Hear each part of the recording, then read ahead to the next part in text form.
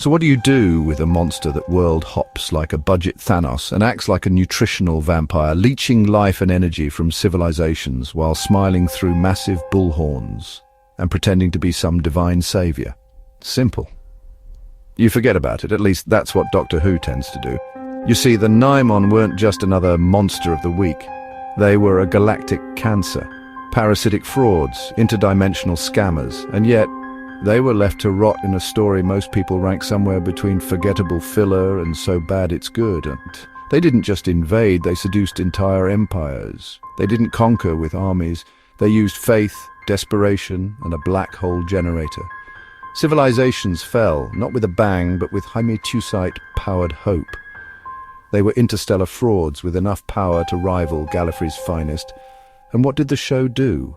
Left them stuck on a dying planet with all the closure of a bad sitcom. But if they really operate across space and time, across timelines and alternate histories, then logic dictates they're not done. They never were. They were just waiting for the next alignment, and we forgot. But not anymore. Welcome to the Snake Pit, where we're full of bile and venom. I'm your host, Snake Damon, and today I'm dragging the Nimon back out of the maze it crawled into and giving it a sequel it probably doesn't deserve, but the universe definitely needs. The Nimon wasn't just a monster of brute force, it was a walking metaphor for cultural infiltration. This wasn't a race of conquerors wielding brute armies and devastating fleets. No, the Nimon came as benefactors, saviors, even gods. It didn't storm the gates, it talked its way in. It offered struggling civilizations the one thing they all craved: hope. Hope wrapped in advanced technology, hope disguised as order, hope corrupted into obedience. And once that trust had been cultivated, the Nimon did what all parasites do. It dug in deep and started feeding. But it wasn't just food they were after, it was infrastructure, systems, institutions. The Nimon twisted power structures to suit its purpose, elevating sycophants like Soldeed on Skonos, who would serve as high priests and gatekeepers, all while ignoring the destruction going on around them. The Nimon didn't just want your planet's resources, it wanted your faith, your systems of control, and most of all, your compliance. And once the cult of personality had taken hold, the maze was built. Not just a literal labyrinth of corridors and circuitry, but a social maze. A psychological trap designed to confuse, disorient, and ultimately cage a population within its own dogma. By the time the black hole was active and the migration began, it was already too late. The society was terminal. What followed, the so-called Great Journey of Life, was nothing more than a rolling funeral procession. The Nimon didn't need to fire a single shot. Why bother when your prey welcomes you in? But don't let the soft entry fool you. Once the deception had served its purpose, the mask slipped and the full horror of what the Nimon were became clear. With black hole-based transportation systems allowing near-instantaneous galactic travel under the right conditions, psionic weaponry capable of disabling minds, and a physiology that literally feeds on the energy of organic matter, they weren't just advanced, they were refined. Their technology wasn't about conquest, it was about consumption, efficient, elegant, terminal. They didn't invade planets the way the Daleks did, they didn't enslave like the Cybermen, they simply emptied worlds of life, of culture, of identity. Like a virus hijacking a host cell, they would enter, replicate, and destroy. One world at a time, slowly, quietly, systematically, and that was the key. They were patient, their ambitions weren't bound by wars or timelines. They waited, they calculated. The stars would align again eventually. There would always be another Skonos, another Soldeed, another desperate people waiting for a miracle, and the Nimon would always be ready to provide it, for a cost. For the longest time, that patience was their limit, their downfall, the reason they never became a universal scourge. They were too slow, too focused, too reliant on cosmic alignments and singular access points. A threat, yes, but a manageable one. The Doctor could stop a migration or sabotage a power complex here and there and delay the cycle, until now. In a time when the stars themselves forget names, when the timelines have stretched so thin they fray at the edges, the TARDIS crashes into existence with a howl more like mourning than arrival. Inside, the Doctor, an incarnation without number, worn and weathered by ages of attrition, stands at the console, hands trembling not from age but exhaustion. He's not alone. A companion watches from the shadows of the hexagonal room, saying nothing, sensing the weight of what has brought them here. The world outside is called Erachthon, or it was.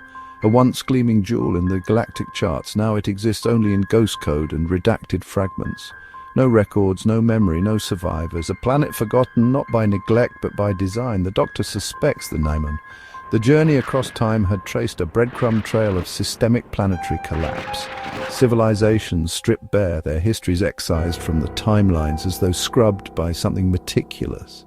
It had taken him to Erachthon, a world where even the wind seemed afraid to howl, where buildings had collapsed into fossilized screams, and the sunlight burned with residual psionic interference. From the moment their boots hit the scorched soil, the Doctor and his companion knew this was no ordinary graveyard. Something had fed here, and more disturbingly, something had nested. Beneath the sands and calcified ruins, the pair discovered the unmistakable architecture of a power complex, not one newly built, but one assimilated into the planet's very crust. Bones had been melted and fused into support beams. Towers had twisted like antlers into the sky. This wasn't a world built to house the Nimon, it was made into one. Then came the signal, faint, corrupted.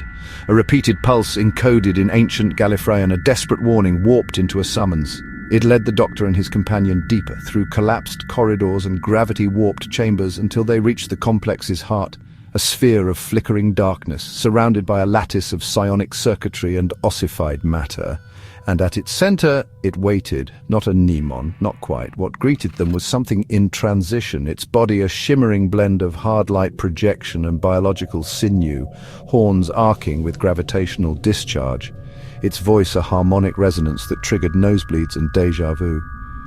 It remembered the Fourth Doctor, not as a man, but as an event.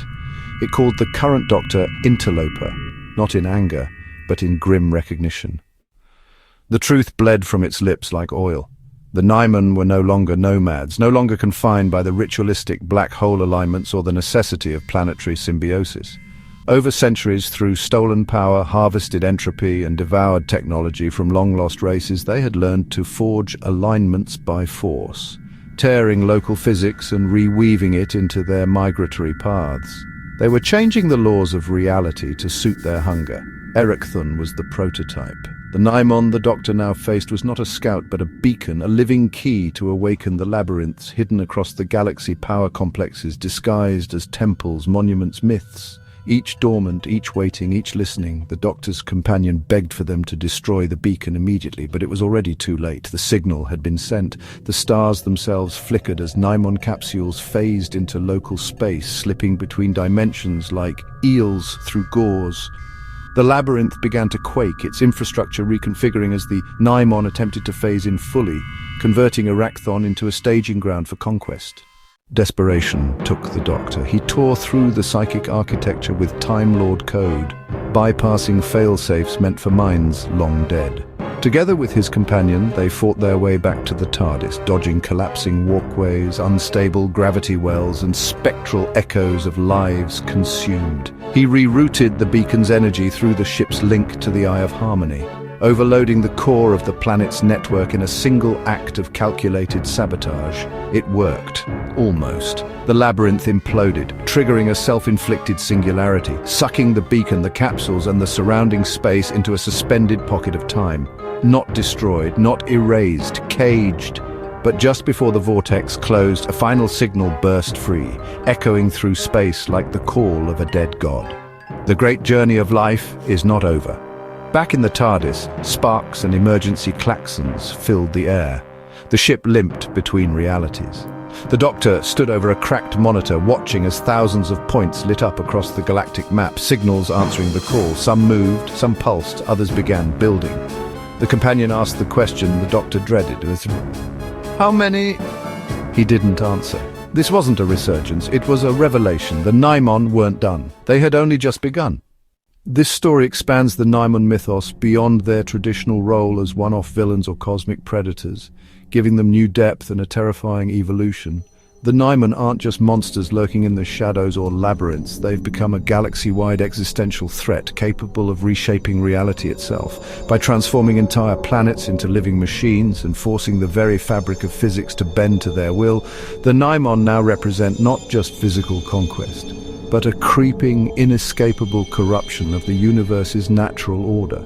This opens the door for future installments where the Doctor must confront a new kind of Nimon war, one fought not with swords or simple technology, but with warped space-time and galactic-scale manipulation.